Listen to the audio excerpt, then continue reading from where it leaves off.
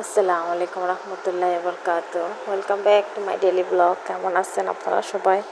আশা করি সবাই ভালো আছেন। একটা ঈদের ব্লগ এখনই শেষ হয়ে যাচ্ছে।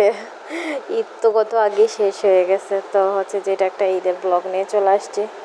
আমাদের খুবই সাধারণ সাদামাটা ঈদ আর কি, যা ক্যাজুয়ালি অত একটু বেশি জোর ঝামেলা বা কোনো ওরকম কিছুই করা হয়নি। জাস্ট নর্মালি মেয়েদের হাতে হচ্ছে একটু মেহেদি পরে দেওয়া হয়েছিল, আর যে এভরিথিং মানে ঈদের যে আসল মজা সবাই একসাথে থাকলে সেটা হচ্ছে যে এবার নেই।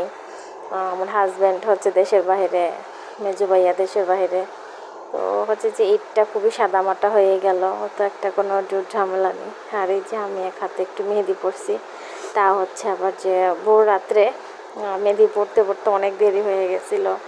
ঈদের দিন রাত্রে আমাদের অনেক কাম পড়ে গেছিলো। ভাইয়া হচ্ছে যে বট নিয়ে আসছিলো, সেগুলো পরিষ্কার করে দেন হচ্ছে কলিজা পরিষ্কার করে ঘুমাতে ঘুমাতে হচ্ছে রাত্রে প্রায় 3টা বেজে গেছিলো। দেন হচ্ছে উঠতে গিয়ে একটু দেরি হয়ে গেছে, তখন হচ্ছে যে ওঠার কথা ছিল 5টা বাজে, তো উঠতে উঠতে হচ্ছে 5:30 বেজে গেছিলো। জাস্ট তাড়াহুড়ো করে রান্নাবান্না করে সেরে নিয়েছিলাম, সেগুলো আর ভিডিওতে অ্যাড করে নেই যেহেতু তাড়াহুড়োভাবে করছি। আর এটা হচ্ছে ঈদের দিন রাত্রে একটু সবার সাথে মিলে আমাদের এখানে মেলা হয়েছিল, তো সেখানে একটু বের হয়েছিলাম। বের হয়ে দেন ঘোরাঘুরি করে হালকা পাতলা কিছু জিনিস কিনে নিয়ে আসছিলাম। সেটা হচ্ছে তো এর আগের ভিডিওতে ছেড়ে দিচ্ছি অলরেডি যে কী কী কেনাকাটা করছি।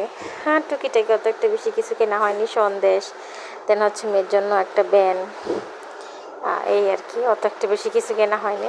আর এই যে এখানে জানি না কোথাও হয় কিনা, বাট আমাদের এখানে নারায়ণগঞ্জে হচ্ছে প্রতি ঈদে কুরবানি ঈদ বলেন আর রোজার ঈদ বলেন, এরকম খুব সুন্দর করে রাস্তাগুলো সাজানো হয়। সো আপনাদের কাছে কেমন লাগছে অবশ্যই জানাবেন। সো আল্লাহ হাফেজ।